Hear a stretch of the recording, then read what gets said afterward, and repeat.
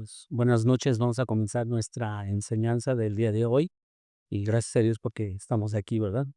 Vamos a orar. Padre, te damos gracias por tu amor y fidelidad y gracias, Señor, porque nos das la vida, nos das salud, nos das, oh Dios, una esperanza para vivir, Señor. Nuestra vida está guardada en ti, Señor, y te honramos, Señor.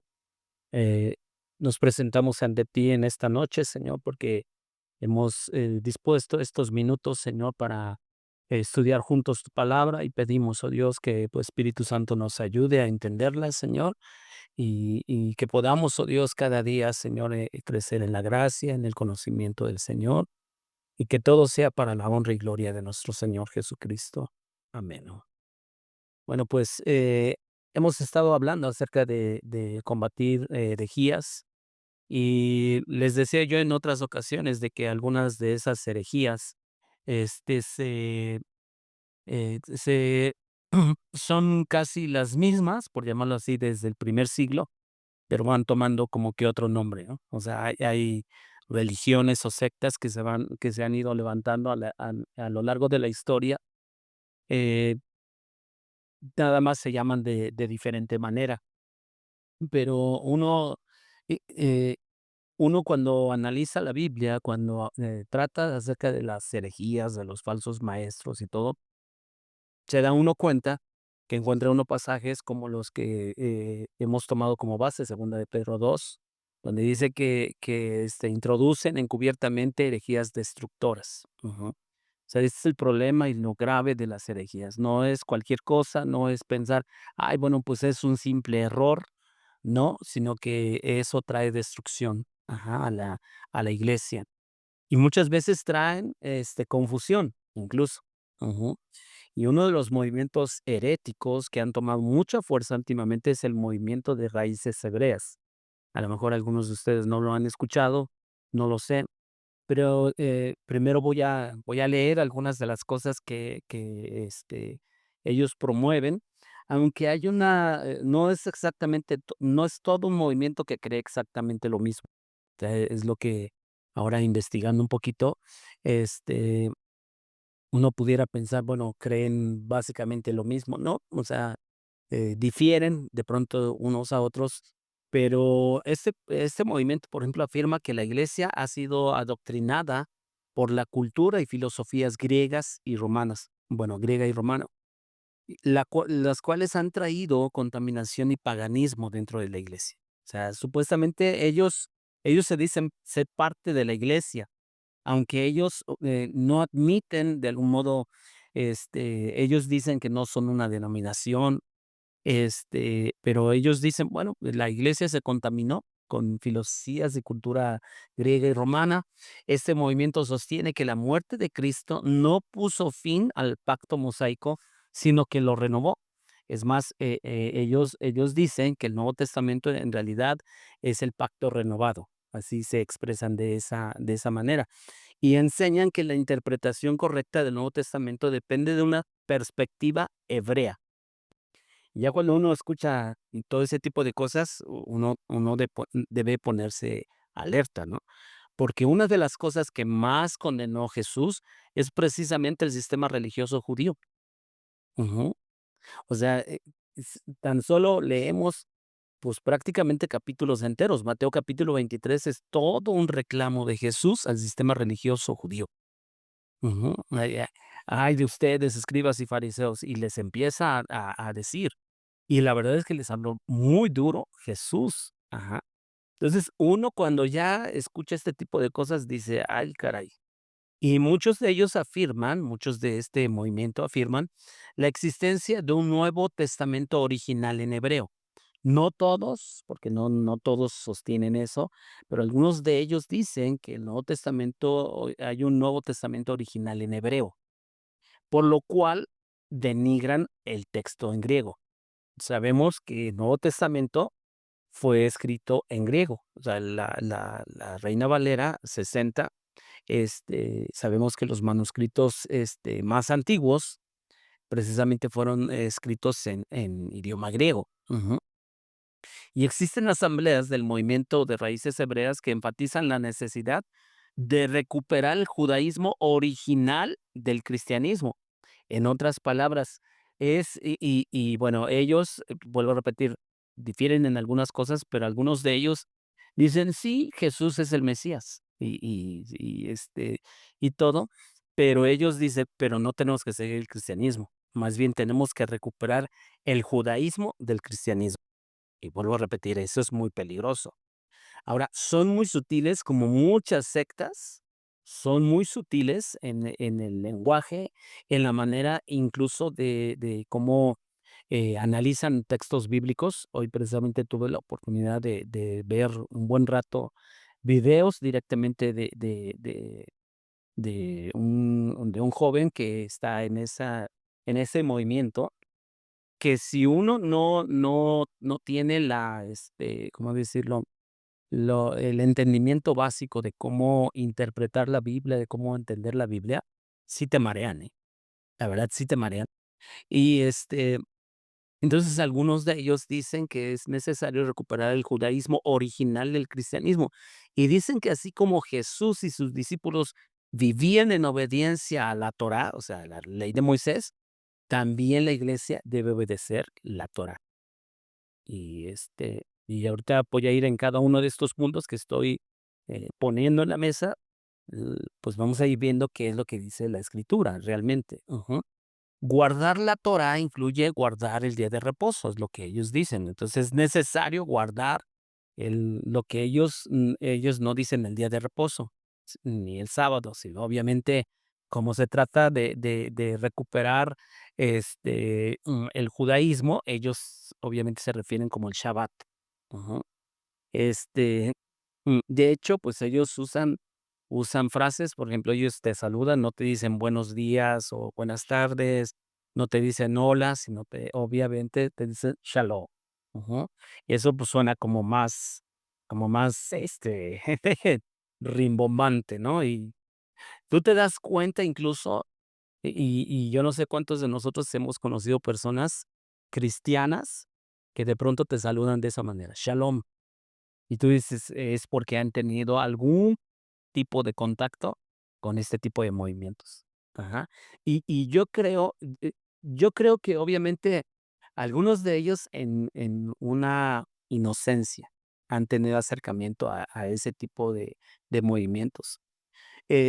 También algunos de ellos, obviamente dicen que se deben de celebrar las fiestas judías, así como guardar las leyes dietéticas. ¿Se acuerdan que en Levítico hay capítulos en los cuales dicen acerca de los animales puros e impuros y varias cosas?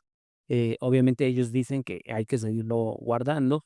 Hay que evitar el paganismo, como por ejemplo ellos obviamente no celebran la Navidad. Ajá. Y, afirman que hay que aprender a entender las Escrituras desde una perspectiva judía. ¿Por qué? Porque el cristianismo, ellos dicen, el cristianismo, ¿de dónde salió? ¿Cuál es su base? El judaísmo. Ahora, eso es cierto, o sea, porque incluso Romanos es lo que dice, ¿no? ¿De dónde vino Jesús? De Israel. Ajá, y es más, es conocido en la Escritura Jesús como el león de la tribu de Judá. Pero en ninguna parte de la Escritura nos dice que por eso la iglesia debe guardar los rituales judíos. O sea, es una manipulación la que hacen.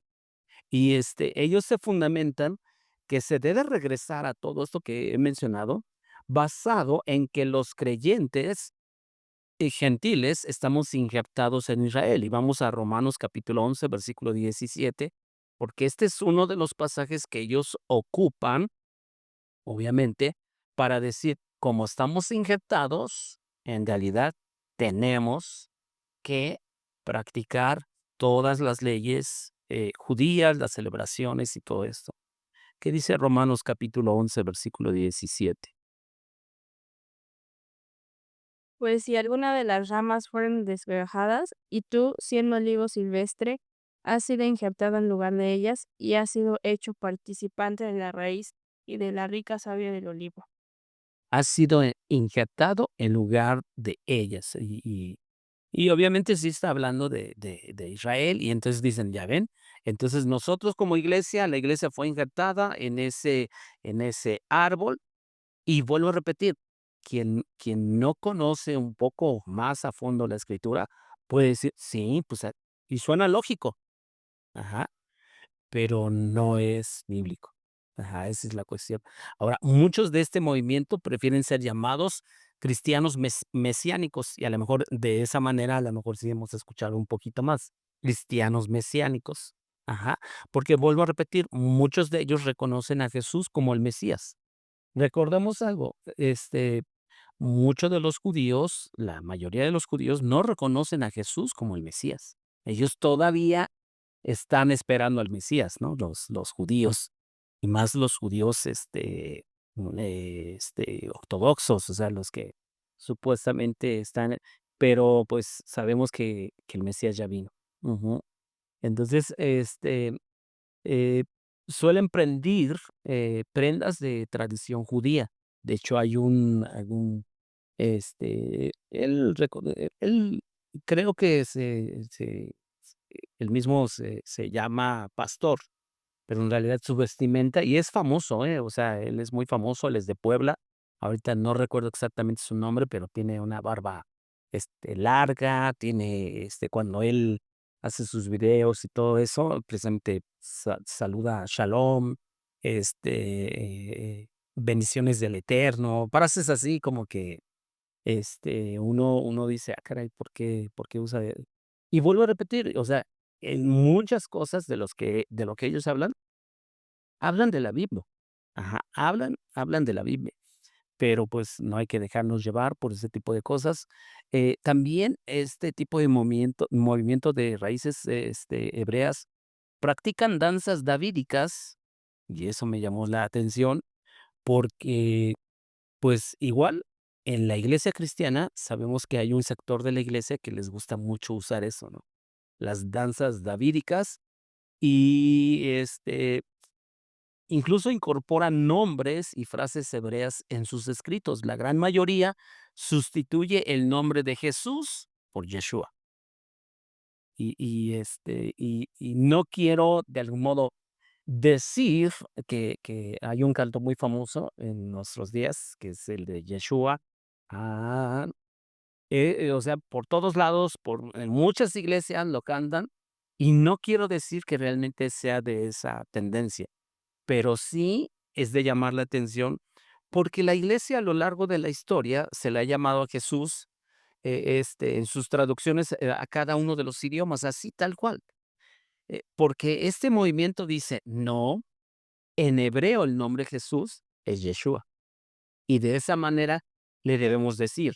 Ahora, ellos, entonces hacen ese énfasis, y vuelvo a repetir, no estoy diciendo que esa canción necesariamente tenga que ver con algo así, pero por algo se empieza muchas veces.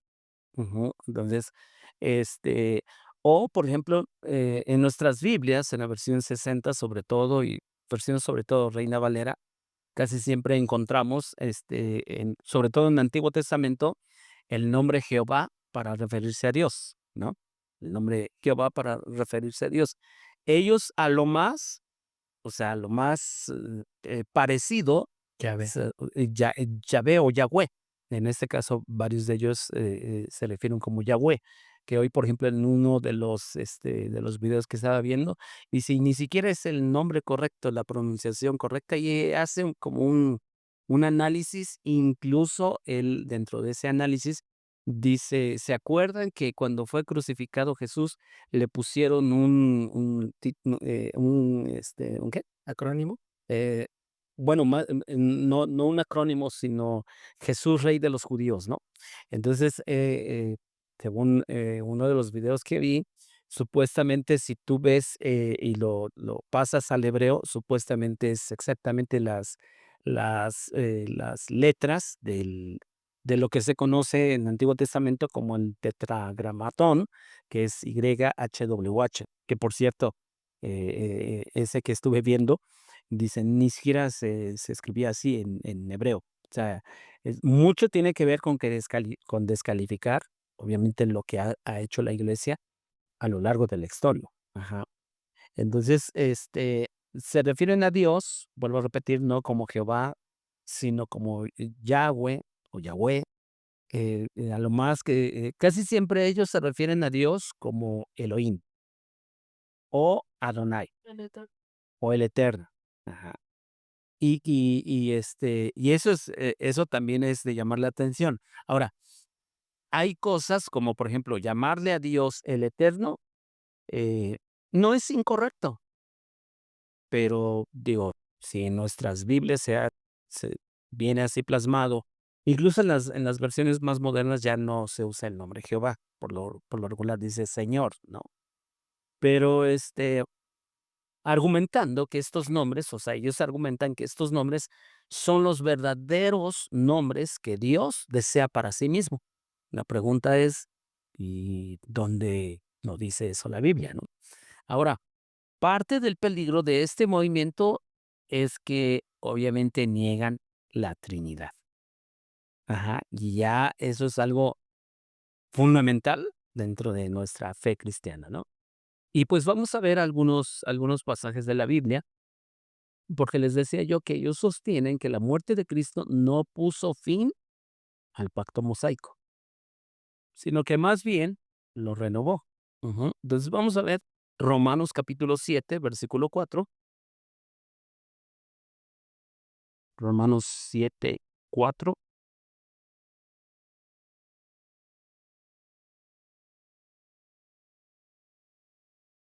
¿Quién lo lee? Por lo tanto, mis amados hermanos, la cuestión es la siguiente.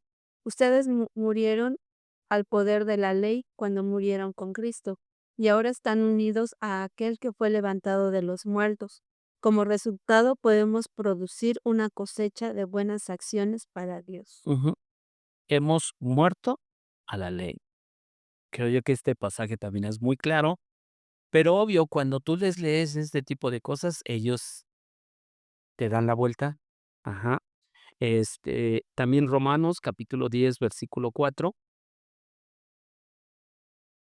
Y que, sin embargo, Cristo ya cumplió el propósito por el cual se entregó la ley.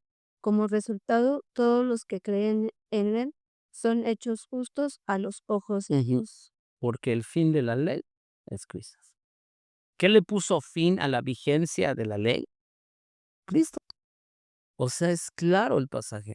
Y estos versículos hablan de una manera ni siquiera ambigua, ni siquiera confusa, sino habla con una claridad de que Cristo es el fin de la ley. Vamos a Gálatas capítulo 3 también.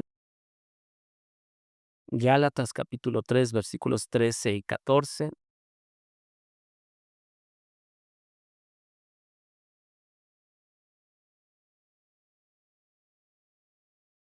¿Quién más lo lee, por favor? Cristo nos redimió de la maldición de la ley, hecho por nosotros maldición, porque está escrito, maldito todo el que es colgado en un madero, para que en Cristo Jesús la bendición de Abraham alcanzase a los gentiles, a fin de que por la fe redimiésemos la promesa del Espíritu. Ujú. Cristo nos redimió. A Cristo, o sea, nos libró de la maldición de la ley. Ajá. Y sobre él cargó toda la maldición que estaba escrita en dónde, en la ley, precisamente. Entonces, además recordemos algo, somos justificados por la fe en Cristo. Romanos capítulo 3 versículo 28. Romanos 3 28.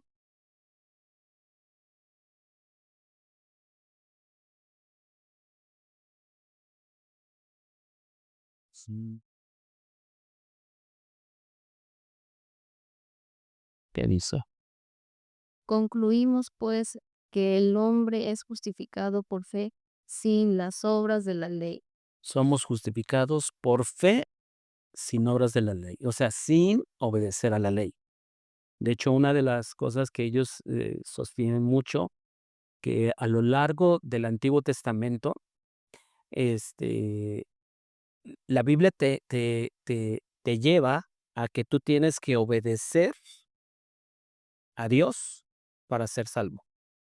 Entonces, eh, bajo esa premisa, entonces, ¿de qué sirvió la gracia? Porque claramente Efesios capítulo 2, ¿qué es lo que nos dice? Por gracia somos salvos por medio de la fe, y esto no de vosotros, sino que es un don de Dios, y dice para que nadie se gloríe, ¿no? Y entonces, o sea, si nosotros somos salvos por gracia, y el instrumento que usa Dios es la fe, pero no por obras, no por obras. Ajá. Entonces, es ahí donde de pronto ellos dicen, no, además, y algo que también ellos argumentan, y te lo presentan, o sea, de verdad, de una manera que tú dices, está bien estructurado, porque relativamente está bien estructurado. Ellos dicen, si ustedes analizan, el Antiguo Testamento es el 75% de todo lo que abarca la Biblia, como hoy la conocemos, y solo el 25% el Nuevo Testamento. Si tú te dejas impresionar solamente por eso, y, o sea, si tú te dejas llevar solamente por eso, dices, tienen razón. Entonces, no, pues entonces se tiene que seguir guardando la ley de Moisés. Pero este tipo de versículos yo creo que son contundentes, ¿no? O sea, somos justificados, y Pablo en esa versión dice, concluimos pues que el hombre es justificado por la fe sin las obras de la ley, o sea, sin obedecer a la ley. Y pues tan solo tendríamos que recordar algo. Romanos, Gálatas y Hebreos, sobre todo, son esas cartas del Nuevo Testamento que se escribieron precisamente combatiendo este tipo de enseñanzas. Ujú. Porque Pablo, en el caso de sus escritos, porque de todas sus cartas, se dedica a combatir este tipo de cosas. Y aunque la carta a los hebreos no se sabe quién es el autor, porque precisamente también una de las cartas más largas del Nuevo Testamento, precisamente tiene que ver con demostrar que solo en Jesús hay salvación, porque es parte del propósito de la carta a los hebreos. Jesús es nuestro reposo, Jesús es nuestro sumo sacerdote, el sacrificio de Jesús es suficiente. Sea, todo eso que vemos en ese tipo de cartas, pues uno dice, entonces ya uno ya no entiende, ¿no? Y cómo es de que este tipo de movimientos promueven de que entonces en realidad el sacrificio de Jesús no vino a poner fin al pacto mosaico. Y precisamente esas cartas fueron realmente para defender a la iglesia de este tipo de doctrinas, judaizantes. Y este movimiento de raíces hebreas, aunque ellos dicen: "No somos judaizantes", pero, pues, tú dices, bueno, una cosa es de que tú no reconozcas, y otra cosa es de que por lo que dices, no te puede identificar que en realidad eres de esos, ¿no? Es como cuando alguien dice, bueno, yo, es como alguien, por ejemplo, en Latinoamérica, ¿no? Sabemos que la gran mayoría de países latinoamericanos hablamos español, pero hay un acento característico de pronto de cada nación. Ujú. Entonces, alguien que viene con un cierto acento, entonces, este es argentino. Y de pronto te dicen: "No, pues es que yo no soy argentino", y con un acento así, entonces, como que no. Vamos a otro punto. La muerte de Cristo, dicen ellos, renovó el pacto mosaico. Pero vamos a ver qué dice Marcos capítulo 14, versículo 24. Marcos 14, 24.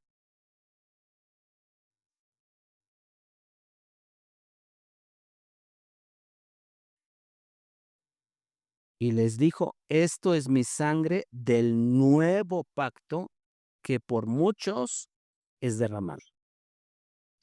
O sea, Jesús, o sea, si hubiera venido solamente a renovarlo, no tendría por qué decir el texto bíblico que es un nuevo pacto. Ujú. O sea, vemos en la Escritura constantemente que hay una diferencia entre el antiguo y el nuevo pacto. Y la Biblia es clara, ¿no? Entonces, vemos este tipo de frases, pero vayamos un poco más adelante. Hebreos capítulo 8, versículo 13. Hebreos 8, 13.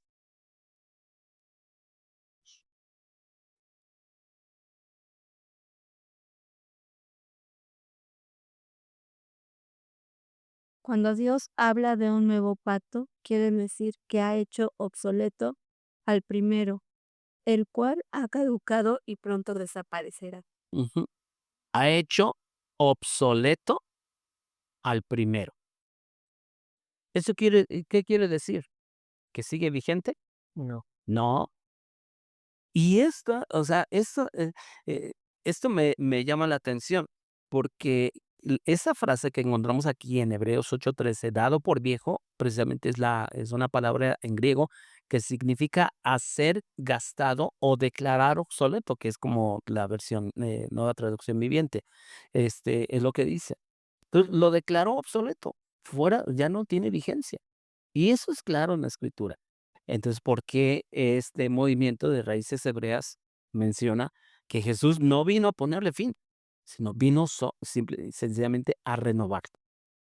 Y vuelvo a repetir, es un juego de palabras muchas veces el que se usa, y eso es lo peligroso. Recuerden algo, y siempre también se los diré. Lo peligroso del engaño es que contiene parte de verdad. Parte de verdad. Y eso es lo que uno tiene que aprender a diferenciar. Mateo capítulo 5 versículo 17. Mateo 5:17.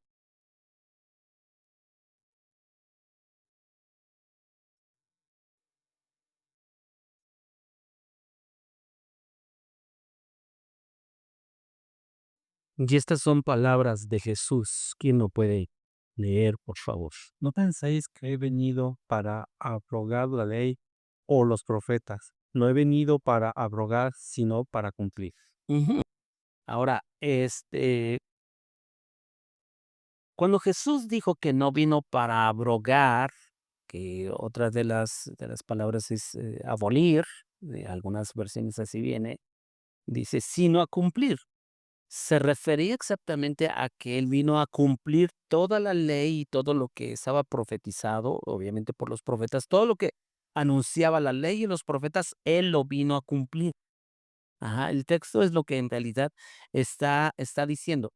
Y qué curioso, o sea, fíjense, cómo es de que este versículo o sea, es el que introduce a cuando Jesús empieza a decir, ¿oíste que fue dicho? O sea, ¿recuerdan lo que dice la ley? Mas yo les digo. O sea, no sé si recuerdan cuando estuvimos viendo y analizando partes de estos pasajes, de estos capítulos, es de que Jesús en realidad estaba interpretando correctamente el sentido de la ley de Moisés. Ajá. Entonces, ese es el sentido de lo que Jesús está diciendo. Yo no vine para abrogar, o sea, yo no vine, o sea, si estaba profetizado que iba a tener que, iba a haber un sacrificio, la necesidad de un sacrificio, dice, yo vine a cumplir, yo no vine a que eso no sucediera. Ajá. Ese es el sentido. Entonces, él vino y cuando nosotros vemos, porque precisamente hay un subtítulo en nuestras Biblias que dice Jesús y la ley. Ujú. Y luego empieza a hablar del adulterio, del divorcio, de los juramentos, del amor hacia los enemigos. Él está dando la verdadera interpretación de sus preceptos morales, ujú, de la ley, pero nunca dijo que sus seguidores debían cumplir la ley de Moisés. O sea, nunca vemos eso en la escritura. Ujú. Entonces, pero este movimiento de raíces hebreas, dicen, no, ahí está, es que claramente el pasaje es lo que dice, el versículo, el problema es, lo sacan del contexto, ¿no? O sea, porque, pues ya cuando uno empieza a leer un poco más, más adelante, uno se da cuenta en el real sentido de este pasaje. Ujú. Ahora, otro punto que mencionaba yo que ellos sostienen es la existencia del Nuevo Testamento originalmente en hebreo, cuando el Nuevo Testamento fue escrito en griego.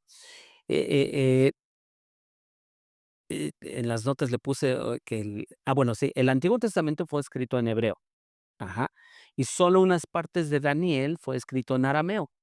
Y, y, y Como dato, durante el periodo intertestamentario, o sea, entre el Antiguo y el Nuevo Testamento, que se conoce como una época de silencio de parte de Dios, que no le habló a un profeta, que nada, entonces se conoce ese lapso como un periodo intertestamentario, o sea, entre los dos testamentos, en las cuales no hay un escrito que realmente diga, bueno, Dios siguió hablando en ese entonces, no.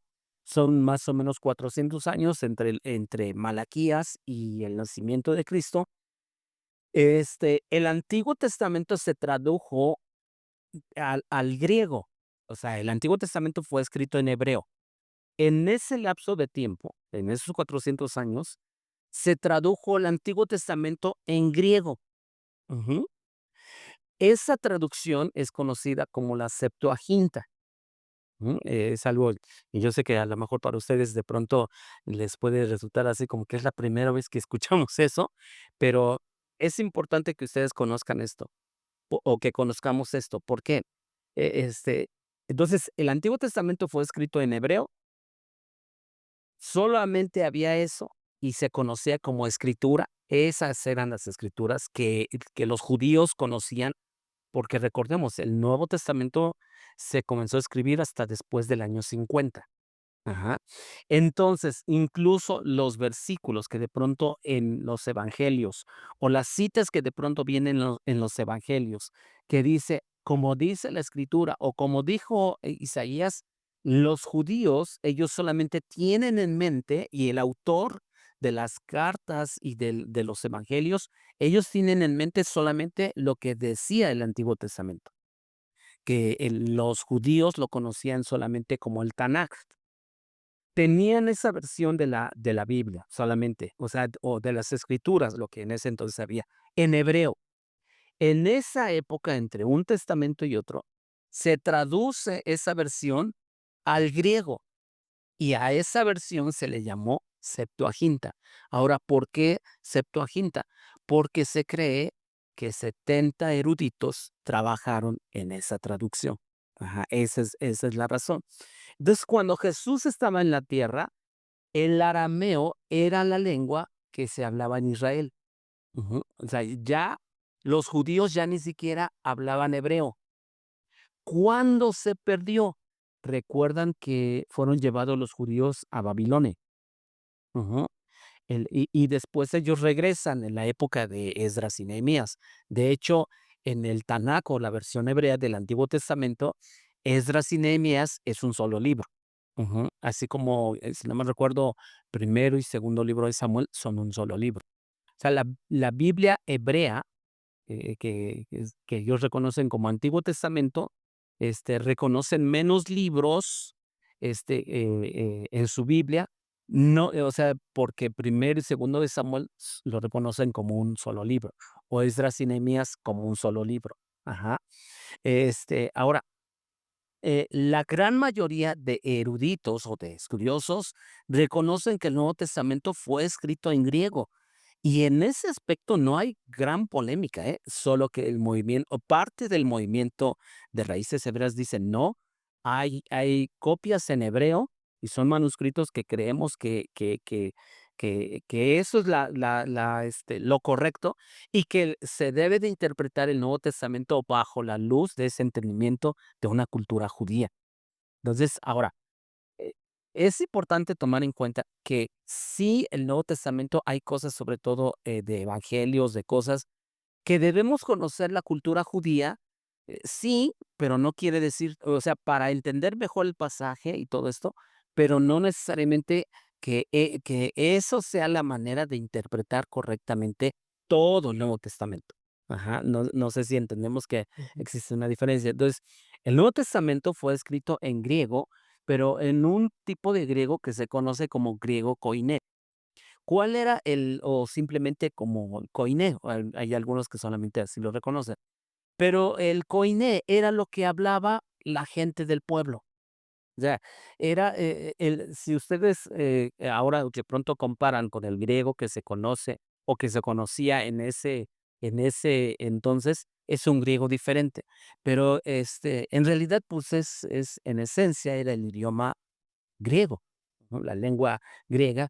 y que era conocida como el griego koiné, porque era la gente del pueblo. Lo que dice en Hechos, que se refería a los discípulos de Jesús como gente del vulgo, o sea, la gente común. Ajá. Entonces concluimos que el Nuevo Testamento fue escrito por judíos, porque eso es cierto, fue escrito por judíos, ajá, y que escribieron en griego. Algunos de ellos eran expertos en ese idioma, como muy seguramente lo era Pablo y también Lucas, porque los escritores o los estudiosos dicen que la manera en la que escriben Lucas y Pablo es de notar que es de gente que era experta en el idioma. Ujú. Entonces, este, pero la mayoría de los escritores judíos del Nuevo Testamento no eran expertos. Ajá. Recordemos que, por ejemplo, Pedro, pues era un pescador. Ajá, era de alguien de una condición baja. Ahora, la razón que el Nuevo Testamento fue escrito en griego koiné es porque la lengua era la más predominante, era la más predominante. Como ahora el idioma más predominante en el mundo, ¿cuál es? El inglés. Ujú. Entonces, en ese entonces, ¿por qué se escribió el Nuevo Testamento en griego? Porque era la lengua que predominaba. Ujú. Recordemos que la cultura griega era la que predominaba en aquel entonces. Y algunos de los argumentos que dan el movimiento de raíces hebreas fue que el Nuevo Testamento en hebreo son meras suposiciones, pero sin evidencia de los manuscritos hallados. O sea, no hay evidencia de manuscritos antiguos que hayan sido hallados que estén escritos en hebreo. Entonces uno dice, ¿cómo? O sea, es una mera suposición. Otro punto más, porque ellos sostienen que la iglesia debe seguir obedeciendo la Torah. La Torah, no la Torah, ¿eh? Pero Hechos capítulo 15, vamos a ver qué es lo que dice la Biblia. Hechos 15, mm, porque pues ya a lo largo de la historia de la iglesia y desde el inicio de la iglesia, empezó a haber una controversia con los judaizantes y que vuelvo a repetir, este movimiento de raíces hebreas, la mayoría dicen, no, nosotros no somos judaizantes. Pero en esencia, ¿qué es el movimiento judaizante que vemos incluso desde la Biblia? Es que algunos que creían en Jesús, que sí reconocieron a Jesús como el Señor o como el Mesías, dice, sí es bueno creer en Jesús, pero necesitamos seguir cumpliendo la ley de Moisés. Ellos son los que promueven exactamente lo mismo en nuestros días. Por eso les decía, no hay tanto herejías nuevas, solo ahora sí que como decimos, es la misma gata, pero revolcada, ¿no? Entonces, Hechos capítulo 15, versículos 1 y 2 dice, entonces algunos que venían de Judea, enseñaban a los hermanos, si no se circuncidan conforme al rito de Moisés, ¿qué? No pueden ser salvos. Fíjense, era regresar a obras para ser salvos. Versículo 2, como Pablo y Bernabé eh, tuvieron una discusión y contienda no pequeña con ellos, se dispuso que subiesen Pablo y Bernabé a Jerusalén y algunos otros de ellos a los apóstoles y a los ancianos para tratar esta cuestión. O sea, Pablo y Bernabé, ellos tenían firme que lo que sostenían estos creyentes, porque ya eran creyentes, pero que ellos decían, sí, creo en Jesús, pero es necesario seguir cumpliendo la ley. Pablo y Bernabé defienden que es lo que ellos sostienen, no es cierto, pero dicen, ok, vamos a Jerusalén, allá están los demás apóstoles. Para no leer todo, vamos al versículo 5, vamos a leer del 5 al 11, dice, pero algunos de la secta de los fariseos que habían creído se levantaron diciendo, es necesario circuncidarles y mandarles que guarden la ley de Moisés. Y se reunieron los apóstoles y los ancianos para conocer de este asunto. Y después de mucha discusión, Pedro se levantó y les dijo, varones hermanos, ustedes saben cómo ya hace algún tiempo que Dios escogió que los gentiles oyesen por mi boca la palabra del evangelio y creyesen, y Dios que conoce los corazones les dio testimonio dándoles el Espíritu Santo lo mismo que a nosotros, y ninguna diferencia hizo entre nosotros y ellos, purificando por la fe sus corazones. Ahora pues, ¿por qué tientan a Dios poniendo sobre la cerviz de los discípulos un yugo que ni nuestros padres ni nosotros hemos podido llevar? Antes creemos que por la gracia del Señor Jesús seremos salvos de igual modo que ellos. O sea, Pedro, ¿qué está diciendo? ¿Para qué ponen una carga? ¿Por qué quieren que los nuevos creyentes regresen a cumplir la ley de Moisés? Sí, ¿qué creen? Nosotros no hemos podido. Dice, nadie se va a salvar por eso, sino solamente por gracia. Y Pedro ya lo está poniendo bien claro, ¿no? Entonces, veamos versículos 19 y 20. Aquí ya no son palabras de Pedro, sino aquí ya está hablando Jacobo. Dice, por lo cual yo juzgo que no se inquiete a los gentiles que se convierten a Dios, sino que se les escriba que se aparten de las contaminaciones de los ídolos, de fornicación, de ahogado y de sangre. Solo 4 aspectos que sí estaban mencionados en la ley de Moisés, pero solo 4 cosas. Acuérdense, la polémica aquí se inició, es que si van a creer en Jesús es necesario circuncidarles. Y entonces se arma una polémica, llegan a una conclusión y dicen, no, a ver, lo que tenemos que hacer es reconocer personalmente por gracia, no por obedecer los mandatos. Y llegan a la conclusión, solo cuatro, 4 cosas de aspectos de la ley son los únicos que en dado caso los creyentes deben guardar. Es lo único. Ujú. Y entonces, notemos algo, en esos versículos no dijo, hay que decirles que guarden el Shabbat, ¿verdad que no viene ahí? Hay que decirles que tienen que celebrar las fiestas, no viene ahí. O ciertos rituales, no viene ahí. O que las leyes dietéticas no vienen ahí. Entonces, ¿de dónde lo sacaron? Ujú. Y pero hacer eso, o sea, el decir, sí tenemos que guardar la ley de Moisés y hacer esto, tendríamos que ir en contra de algunos pasajes de la Biblia. Y eso es lo realmente peligroso. Vamos a Gálatas capítulo 2, versículos 15 y 16. Gálatas capítulo 2, versículo 15 y 16.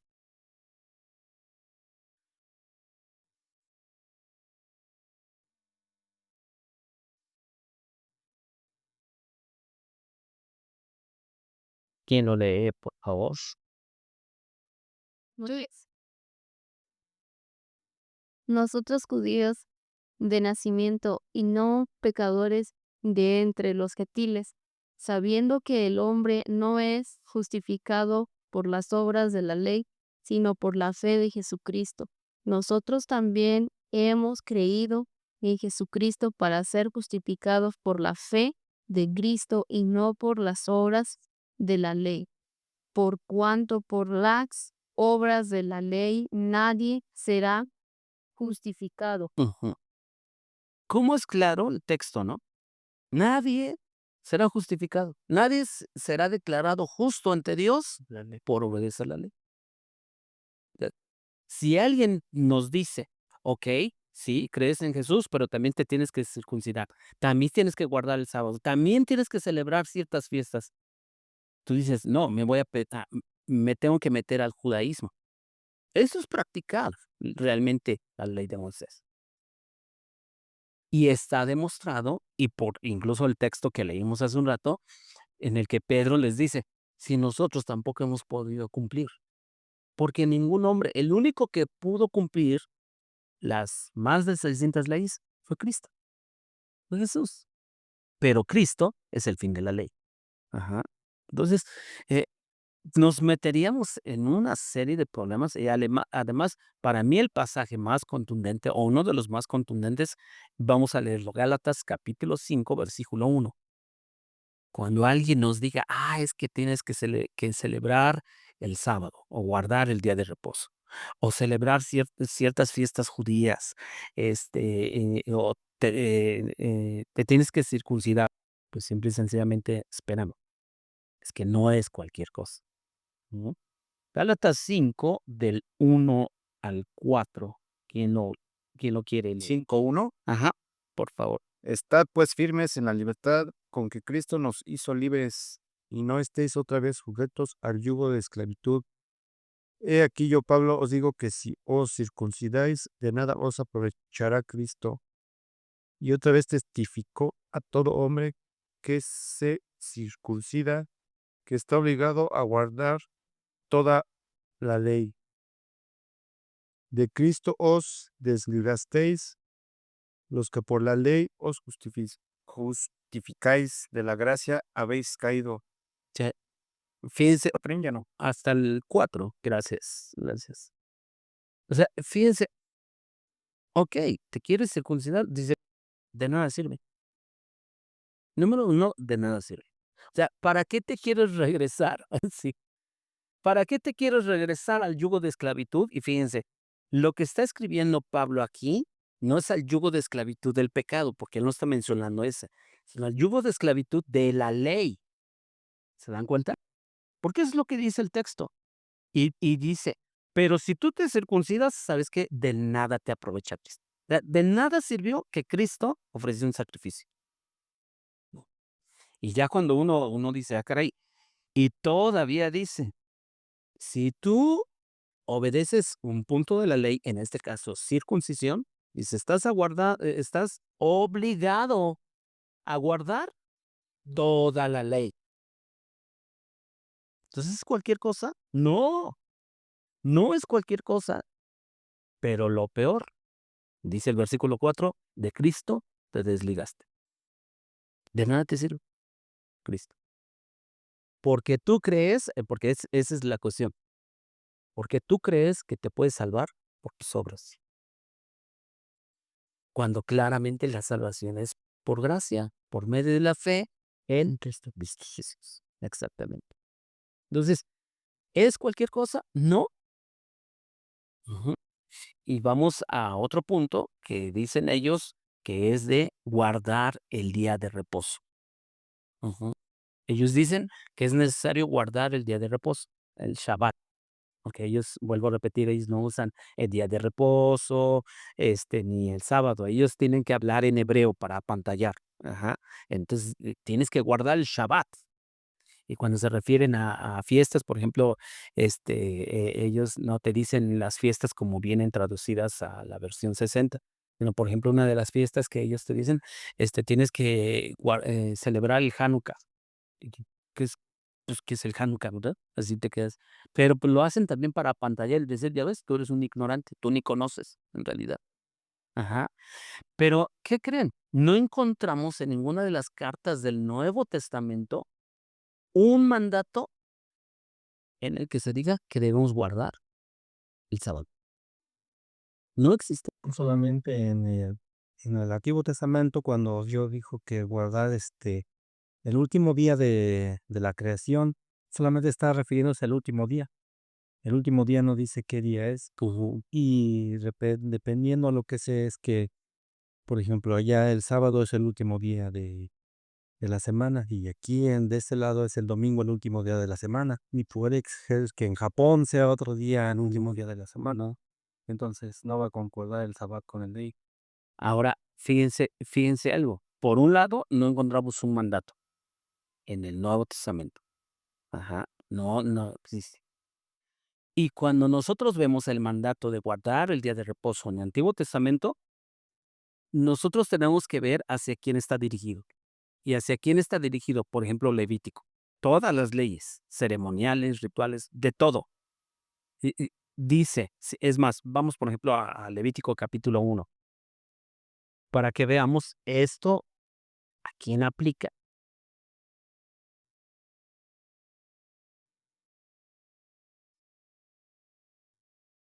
Vamos a leer el 1 y el 2. 1, 2.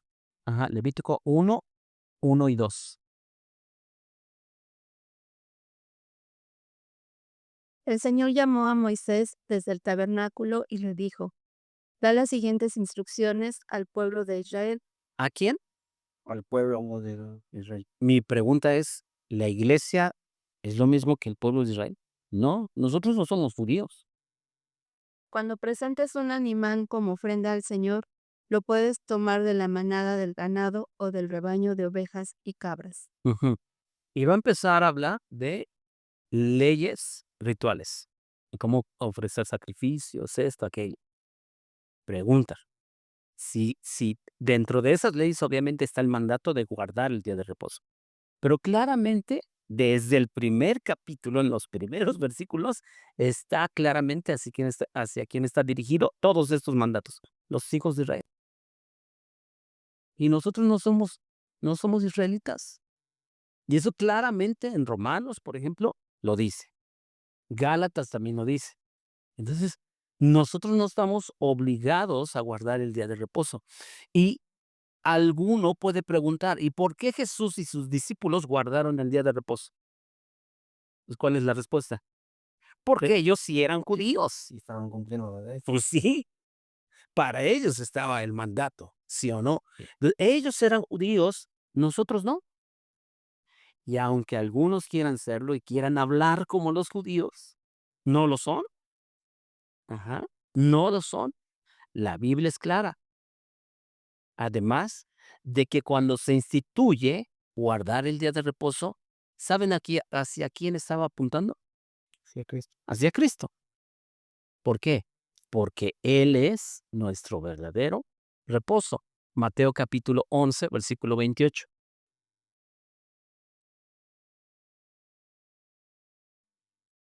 Sí. Sí. Mm. 28. 11, 28. Luego dijo Jesús, vengan a mí todos los que están cansados y llevan cargas pesadas, y yo les daré descanso. Y yo les daré, ¿qué? Descanso. Porque el guardar el día de reposo apuntaba a que Cristo iba a ser nuestro reposo. ¿Se dan cuenta? Porque acuérdense, todo el Antiguo Testamento, lo que escribió Moisés en la Torá, como ellos le dicen, y lo que escribieron los profetas y los salmos, como lo reconoce en Lucas 24 Jesús, todos esos escritos apuntaban a Cristo, apuntaban a Cristo.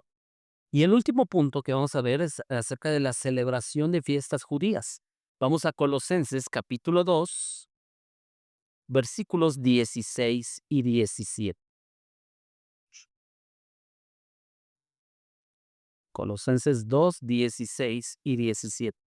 Porque este movimiento de raíces hebreas dicen que es necesario seguir celebrando fiestas judías. Ujú. Pero, ¿qué dice Colosenses 2, 16 y 17? Por tanto, nadie os juzgue en comida o en bebida, o en parte de día de fiesta, o de nueva luna, o de sábados, lo cual es la sombra de lo porvenir, mas el cuerpo es de Cristo. Ujú. ¿Qué es lo que está diciendo?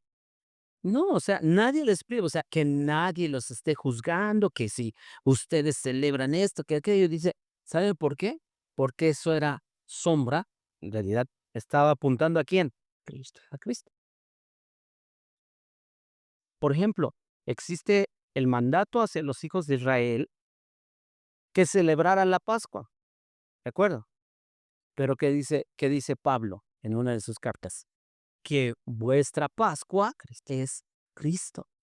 Porque la celebración de esa fiesta apuntaba a Cristo. Ujú. Y entonces o sea, pero tal pareciera que este tipo de versículos está oscurecido en su mente de este tipo de movimientos. Ujú.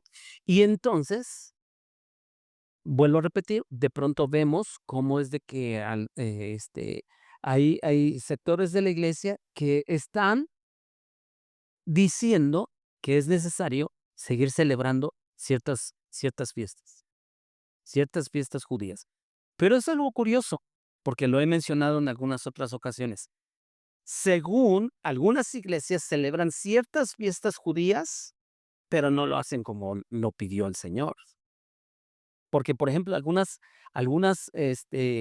iglesias cristianas celebran la fiesta del Pentecostés, pero no lo hacen como dice el Antiguo Testamento. celebran supuestamente la fiesta de las primicias, pero no lo celebran como dice la Escritura. O sea, lo que quieren lo toman, pero lo celebran como a ellos se les antoja. Ese es un problema. Ahora, en realidad es una mezcla entre judaísmo y cristianismo. Y es una de las cosas que incluso los que llevamos el plan cronológico de lectura, es algo que leímos justamente ayer, donde Dios está condenando las mezclas. El hombre no usará ropa de mujer. Si vistes con tela de algodón, no debes de vestir con esta. Porque Dios, la enseñanza de ahí es, Dios no le agradan las mezclas. Pero qué curioso que en la iglesia cristiana de pronto hacemos una mezcla, judaísmo con cristianismo. Ujú. Entonces, mm, ahora, a los que están metidos en este movimiento se les dice que no es correcto decir Jesús, sino que lo correcto es decir Yeshua. Y ellos ya se sienten como más intelectuales, ¿no? Como más importantes. No, es que si tú dices Jesús está incorrecto, tú tienes que decir Yeshua, ¿no? Porque supuestamente pues es la pronunciación en hebreo, porque Jesús además era hebreo.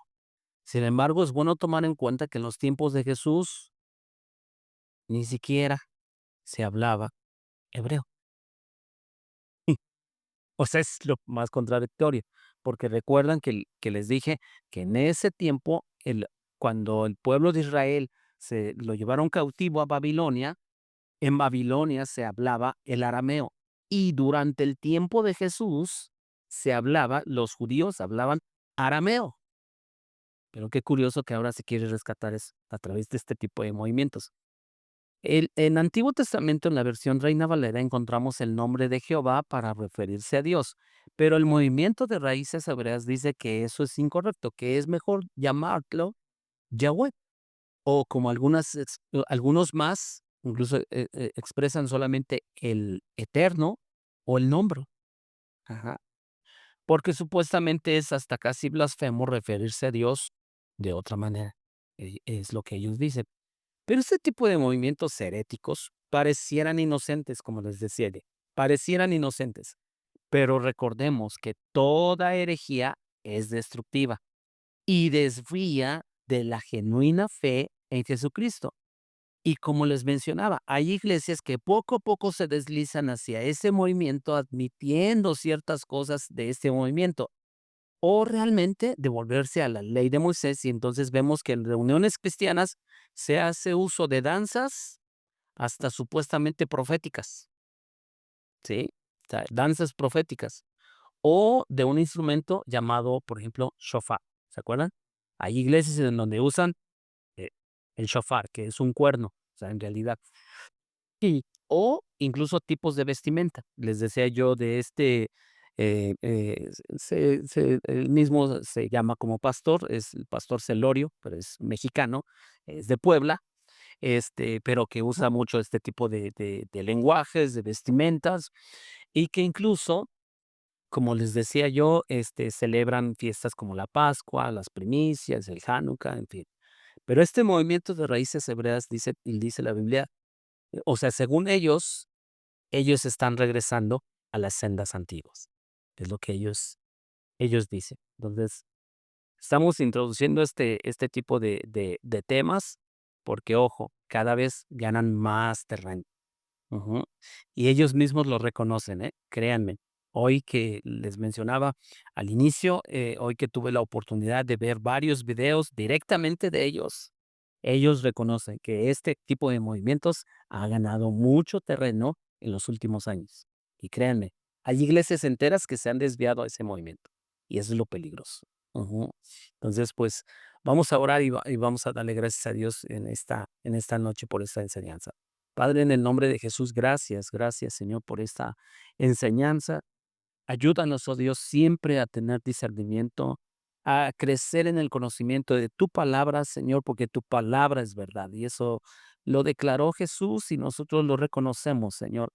pero ayúdanos, oh Dios, ayúdanos a amar tu palabra, a abrazarla, a obedecerla, Señor, a poderla defender incluso, Señor, cuando sea necesaria, como dice tu palabra, que debemos presentar defensa de nuestra fe y a no ser engañados, Señor.